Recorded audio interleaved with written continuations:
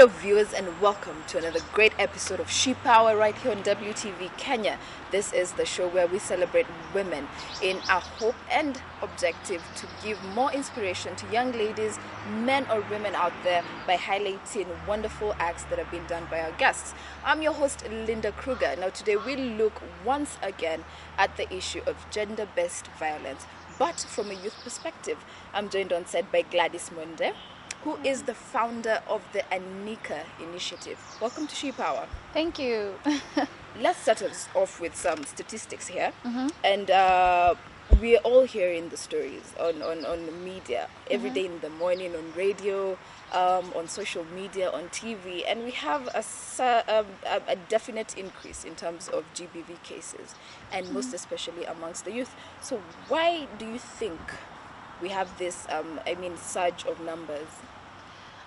First of all, it's culture, and I would say also how people are basically raised in their families. Why culture? Our society has made us to believe that, sadly, when you hit a woman, it's cool, it looks cool. And in other communities, when women are hit, they believe that they're loved. So when you come from that type of culture, it's so hard to walk out, And when you come from a home where you've seen your dad or your mom fighting every day, so it's basically from the roots where they have been raised from. Yeah, and I think that's why we have all these problems with the youth. That's very true. And I mean, we've seen a lot of love triangle tries. People are killing each other. So I mean, the big question here is, what is changing the terrain of relationships and marriages, that now we're way beyond dialogue, and it's more of negative actions towards each other for both men and women? I think first it's ignoring the fact that we are human and we should take care of each other. And I don't know about others, but from where I was raised from, guys used violence for power. So you basically believe that when you hit someone else, or when you show a sign of insecurity or any form of violence towards them, it will give you more power. So I think it's our thoughts, it's mental. When you come from a place where you believe that if I, for example, hit you, I'll look cool in front of my friends. So I think the youth are trying to fit into that kind of mentality where we have found ourselves before, or where our mothers and our fathers have been before. So it's all about mentality that we have been to. That's very true. And maybe I'll push this forward to you. What is bringing about this negativity? In the past couple of days, we had an issue highlighted on social media where Kenya Airport Authority staff was speaking very negatively about a child sexually assaulting a child, that it's okay. I mean, what exactly is pushing our society towards that direction, in terms of not having due regard for and respecting other human beings, for both men and women, and now even children? As I said before, we are that kind of a society that we are taught when you do something, it will give you more publicity, And for example, that guy, he did that thinking that it will earn him some sort of a name. Oh yeah. It will give you that stand in the society, that you look much more cooler when you say this. But he didn't know that it was going to be that bad. And probably in his head that he didn't even think it through when he was posting all that. But it's the society that we live in. Sadly, we wake up to worse scenarios, spouses cutting each other's hands, private parts. And for me, what really pushes all that negativity is, first, ignorance. Secondly, culture that we have been raised into. And thirdly, it's all about us not caring much about each other. You know, if I really cared about what my brother will do, I would also care about that random guy in the street, because every man you abuse or every woman you abuse, remember that you have a mother, you have a sister, you have a brother. Yeah, so I think our society, if we head on that, that's Totally really the sick. wrong Yeah. direction. Indeed. Yeah. Now here you are, a young lady, and you see everything that's happening. Maybe you can share with us your source of inspiration for setting up Anika initiative, and also more specifically the Sema Anika collaboration that brought about, highlighting issues of gender-based violence. That's interesting. I started Anika, actually it's last year. Wow. Last year, July. And my main inspiration was from childhood. I was sexually assaulted by our Shamba boy. And I was around 6. Oh man. And I grew up with that form of silence when you know this guy has abused you and he's told you that if you tell anyone, you're going to hell. And as a kid, that was too much. Like, that was a bit too much for me. And I grew up in that form of secrecy and went to Olympic Primary, where I saw some series of sodomized children coming out. And when they really talked about the issue was, because they were guys, when they talked about the issue, they were told, you're a guy, you should be strong, And I grew up that one thing bothering me. Why can't people speak out freely? Why can't we help each other? Why can't we be there for each other? Or why can't we create a very positive society for ourselves? So Anika was basically born from that idea of finding your own boldness to speak out, finding your own stand where you can talk freely and no one can judge you for what you think. So that's why we approached SEMA, because they have been around, and we approached them because they know so much about gender-based violence. As Anika, it's a team of 6 poets, so we all about art and activism. So when we approached them, we told them about our idea, and then we came up with the forum. And the idea of the forum was to basically create safe spaces where people can talk and where we can just encourage positive mentality and also change stereotypes in the society. Wow. Yeah. Wow, that is very powerful, rising up from that situation to bring about positivity and create an environment where young people can talk about it. And why do we have such stigma, especially with issues of GBV that pertain women, young ladies, young girls? Why do we have that stigmatization going on? I'll give you one scenario. 2 ladies walking down the street. One of them is wearing a miniskirt and another is just dressed up, very decent. And then they both get raped. The one who was in the miniskirt will be blamed because of the dressing.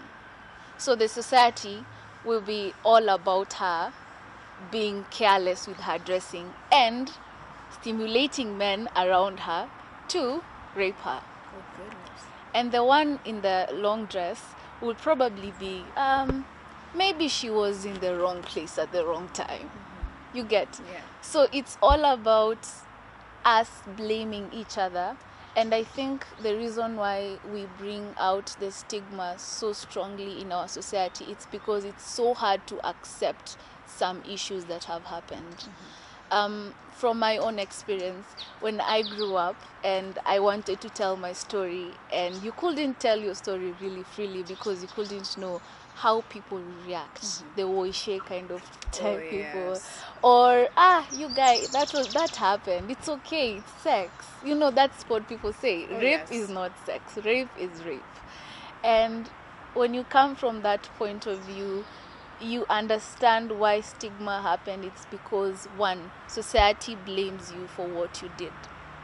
Someone For somewhere, what happened to you. exactly, or what happened to you, or a perpetrator will just paint you as that I'd say this word, whole kind of person, and the society will be so cool. Okay, yeah, she went through it, she'll probably heal, it was your fault, deal with it. So I think it's all about us not understanding where others are coming from, and I think it would be really cool when we listen to each other and understand each other's story. Yeah. Oh yeah, I mean that would be, I believe, the first step to forge a bridge and Yeah. sort of try to understand everything from both sides. Yeah. Now we have very proactive laws on gender-based violence, sexual assault, and all that, but we don't have proper implementation on the ground. What has been your interaction as Anika, and even through the Sema Anika initiative, in terms of, is the law working out in terms of protecting survivors of GBV and sexual assault? What we have tried to do so far is first to engage the people from the social media. The whole social media area is really powerful. First, we have partnered first with Childline, where the children who have been abused can actually call. And SEMA has an app right now, and you can actually download it, Android. Maybe you can tell the viewers what the name of the app and how they can download It's SEMA it. app, and you can download it from Play Store, and then you just tap when you are in danger, and then the message just goes automatically to SEMA, and then they'll deal with you. Wow. But so far, we haven't gotten the right response from the government as much. Reason being, people who go to report in the police stations, their cases end up being ignored, because rape actually is the most ignored crime in the world, which is the saddest part. Yeah, we are trying to work with the police much more and curb into also the e-violence sector, because it's also very key. Oh yes. Yeah, actually our upcoming forum, which is on this Saturday, it's all about e-violence, electronic violence on social media. Oh yes, and like we shared that experience that we've seen in the past couple of days. I mean, I think we need some serious laws on that. Yes. Great, wonderful, Gladys. We're taking a short break. Ladies and gentlemen, keep it She Power right here on WTV Kenya.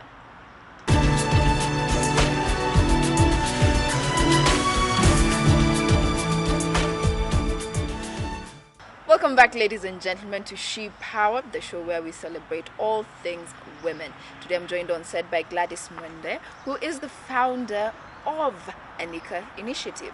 Now, we've been sharing quite intimately about the issue of gender-based violence in our country, and more so from a youth perspective. And thank you so much for sharing your experience with us. I mean, like I was telling you, of such issues of vulnerability and going against the law should be used as a source of strength to sort of make sure it doesn't happen to another person, and if it does, they have the environment to speak out. And maybe I'll ask you to share with us and our viewers back at home the types of acts that we can classify as gender-based violence, both for men and women and even young children. First of all, gender-based violence, it's a very huge term that covers a lot. It covers from domestic violence, emotional violence, someone threatening you or rather blackmailing you to get something from you, whether sexually or emotional. For children, it can go for internet, being catfished by someone on the net, being abused by their mothers or their fathers or even their relatives at home. You can also find sexual abuse under that, which is actually the widest. Oh yes, the widest among the youth. and especially in universities and campus life and all, sexual assaults where you don't really get raped, but someone touches you just for the sake of it, and that's really bad. Yes, it is. We have street harassment where you can just be walking on the street and someone decides to spank you or to grab your boob. It happens in town. Goodness. Yes, It does. happens. It happens. Yeah, I think that's all I have in mind right now. I mean, real life examples of what would fall under GBV. And some of the cases and issues that you've mentioned there, many people out there wouldn't really take seriously. Yeah. I mean, like walking down the street and you get spanked, or somebody touches you in a very sexual way, uninvited, of course. And this is something that we're also seeing from our law enforcement personnel. What do you think we can be able to do as a Anika initiative, as She Power here, and even as a society, to sort of bring about proper sensitization on what amounts to, gender-based violence, sexual assault, and harassment? First things first, enlightenment. A lot of people out here don't know that they are being abused when they are being abused. You go and talk to a random woman out there and she tells you that he does that because he loves me. That's abuse, and Yes. she doesn't know that.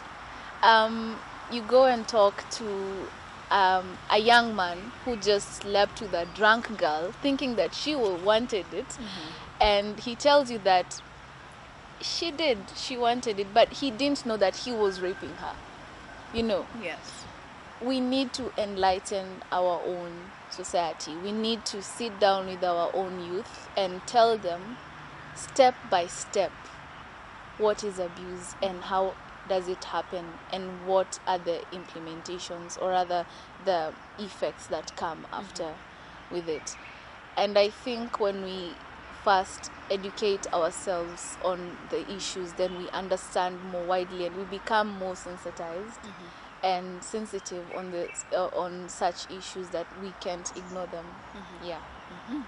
Now, I believe we need to break the cycle, and Yeah. the best way to do that is with our younger generation. So we're talking about youth and children. Yeah. We are seeing a sudden adaptation of a particular culture, especially in terms of intimate partner violence with our students in universities, and the lack of seriousness in terms of taking up these matters. What can we do, and maybe what have you done as Anika to ensure that we have a better system in terms of addressing these issues in our campuses, and amongst the youth? What we have done so far is first hold school forums, which we are also going back to from next month. Wow. And the reason why we're creating these school forums is to first educate them that this is wrong. First, because they didn't know. Most of the people who do these things, they come from families where they have seen the cycle happen. Yes. And you can't break something until you see it's affecting you. You can't go to a rehab just for the sake of it. You That's have true. you have to get a reason to go there. And why we need to break and how we can break this cycle is first, talk to our youth. Tell them that this is wrong, it happens, and it's okay if it happens to you. This is what you can do after it happens to you. I think educating them is really powerful enough. Secondly, teaching them the law and how we can report. And by that I mean also working with the guys who are handling our policies under Gender-Based Violence Acts and telling them that this is a real issue in our country and we need a system to deal with it. a clean system to deal with it. Yeah, so I think that will work. Wonderful. Great. Now, as we wind up this part of our discussion, maybe I'll ask you, what next for Anika? We have the Summer Anika initiative. What other issues are you looking to address? And what's the next level in terms of also addressing the GBV issues that you're already working on? First, we want to tap into other societal issues, not really leaving the gender-based violence sector per se, but we want to sensitize our own society into more intimate issues like our national security issues and how it ties into the gender-based violence umbrella, and basically expanding into high schools and also teaching children how to write and express themselves more when it comes to gender-based violence or any form of violence they might be facing, or they might know someone who's facing it. Yeah, so I think that's what we are tapping into. Wow, that's wonderful. We wish you all the best with that. And I'm Thank going you. to ask you to very briefly and kindly, look into your camera and give us a call to action to all Yeah. the young people out there and anybody else who's watching in terms of raising awareness and breaking the silence on GBV and sexual harassment and assault. Okay. So, if you're out there and you know someone who has been affected by gender-based violence at any point of your life, and you know that you have to take responsibility for them, kindly know that we are all humans and we should be here for each other. So make a point to break the silence and make the change in your society. Yeah. Wonderful. Thank you, Gladys. It's Okay. been a great discussion. Now we're about to go into our favorite part of the show, where Okay. we like to get a little bit fun and personal with our guests. That is She Fun Facts.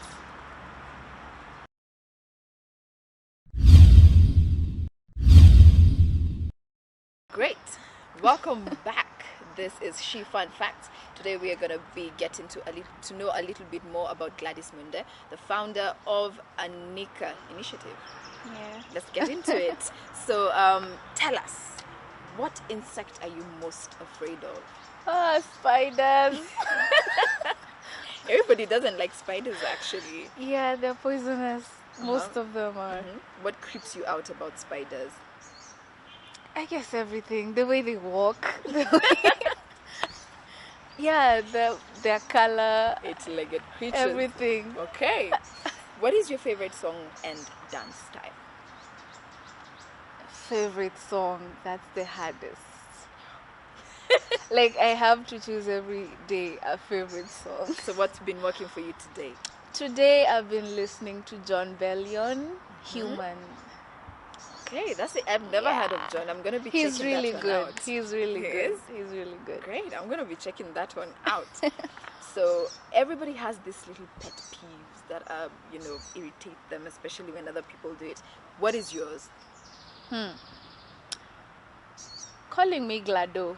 Oh. That doesn't make you too happy now, does it? No, it doesn't. You'd rather just go Gladys or Gladdy. I'm cool, but not Glado. Glado. Noted. Great. I hope everybody watching is getting that.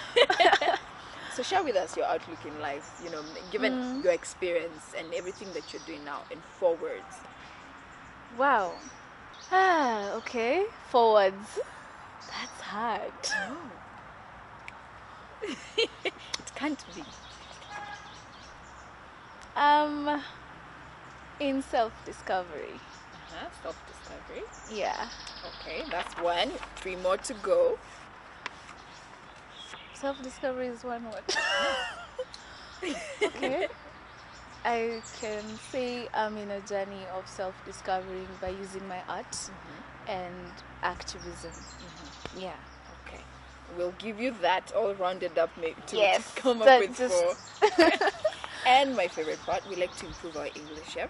So you're going to repeat this tongue twister thrice for us. Are you ready? Here we go. Oh God. Real fast. You curse, I curse, we all curse for asparagus. Oh God, you curse. We're going again. You curse, I curse, we all curse for Asperger's. You curse, I curse, we all curse for Asperger's. You curse, I curse, we all curse for Asperger's. Uh-huh. Good. Very good. Thank you for sharing with us, Gladys. Thank you too. It has been a joy to have you on the show, and thank you for rising above and being Yeah. able to impact society positively.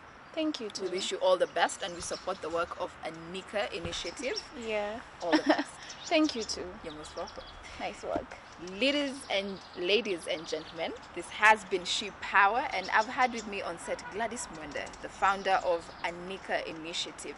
If you'd like to find out more about them, hit us up on our social media and theirs, which is on the screen, and let's impact and change Kenya positively. I've been your host, Linda Kruger. Keep it here on She Power, same time, same place.